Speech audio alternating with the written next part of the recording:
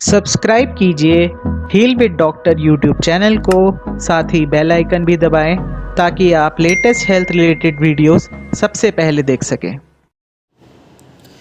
Hello everyone. आज की video में हम बात करेंगे एक कैटलेसीमिया के बारे में।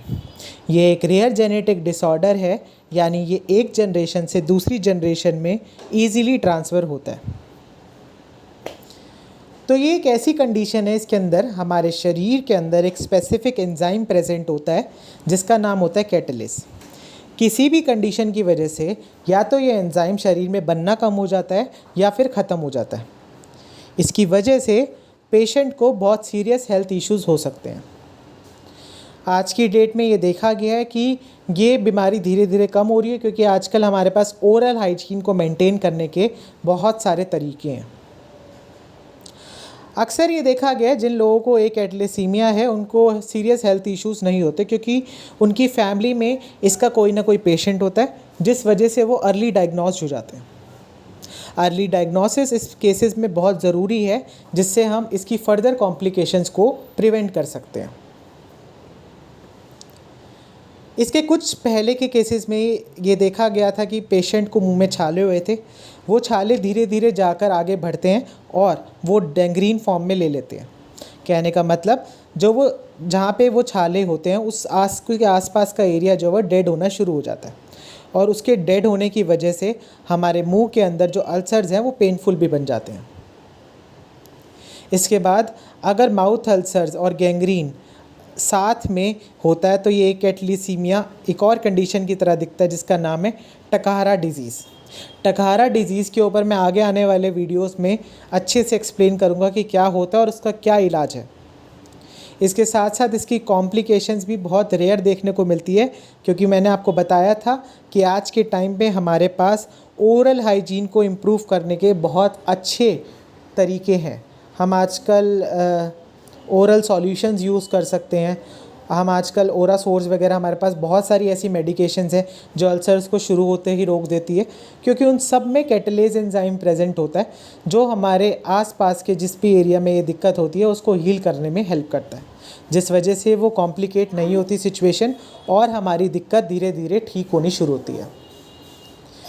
आप इस इमेज में क्लियरली देख सकते हैं कि पेशेंट को कैसे माउथ अल्सर्स हो गए, उसके गम का आसपास का जो एरिया है वो कैसे स्वोलन और डैमेज होना स्टार्ट हो गए, जिस वजह से उसको ये दिक्कत आ रही है। इसके बाद धीरे धीरे अगर इसका कोई सॉल्यूशन नहीं निकाला और ओरल हाइजीन अगर उस पेशेंट की ख़राब रहती है तो ये एरिया डेड होना शुरू हो जाएगा। इसके बाद उसके टूथ में पेन, माउथ में पेन, उसका खाना खाने का मन ना करना, ऐसे कुछ लक्षण हमें देखने को मिल। तो अगर हमें ये डिसऑर्डर को ढंग से जानना है तो इसकी हमें जांच करनी बहुत ज़रूरी है, और इसकी जांच जो है वो बहुत सिंपल है।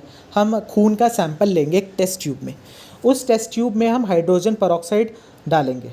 अगर तो वो सैंपल नॉर्मल रहता है तो हमारा एक कैटलेसीमिया नहीं है पेशेंट को, लेकिन अगर वो ब्राउन कलर का बबली रिएक्शन दिखाता है तो पेशेंट को एक कैटलेसीमिया है, यानी पेशेंट को कैटलेज एंजाइम की कमी है। उसके शरीर में या तो कैटलेज एंजाइम किसी वजह से नहीं बन रहा है, कोई जीन चेंजेस की वजह से, या फिर प्रेजेंट ही नहीं है। अगर आप इस चैनल पे नए आए हैं तो प्लीज़ इसे सब्सक्राइब करें और इस वीडियो को शेयर करें सबके साथ। तो अब हम बात करेंगे इसके इलाज के बारे में, यानी ट्रीटमेंट। तो हम ऐसे केसेस में स्पेसिफिक सप्लीमेंट्स दे सकते हैं, क्योंकि इन लोगों के अंदर विटामिन्स और मिनरल्स की कमी रहती है। साथ साथ इनकी डाइट को मेंटेन कर सकते हैं। A healthy diet is a good source for to have heal any disease. इसके साथ साथ सर्जरिकली मैनेजमेंट, हम सर्जरिकली रिमूव कर सकते हैं उस एरिया को जहाँ पे हमें अल्सर दिख रहा है या फिर प्रोग्रेसिव अल्सर दिख रहा है, जो धीरे धीरे बढ़ रहा है और आगे जाके गैंग्रीन में बदल रहा है। तो उस कंडीशन को रोकने के लिए हम सर्जरिकली मैनेजमेंट करते हैं। इसके बाद हम कुछ दवाइयों के थ्रू भी इसकी साथ जो जुड़ी हुई बीमारी है उसको ठीक कर सकते हैं। अगर हमारे को ये लक्षण दे रहा है ट्यूमर का, कैंसर का या डायबिटीज़ का, तो हम उसकी थेरेपी स्टार्ट कर सकते हैं।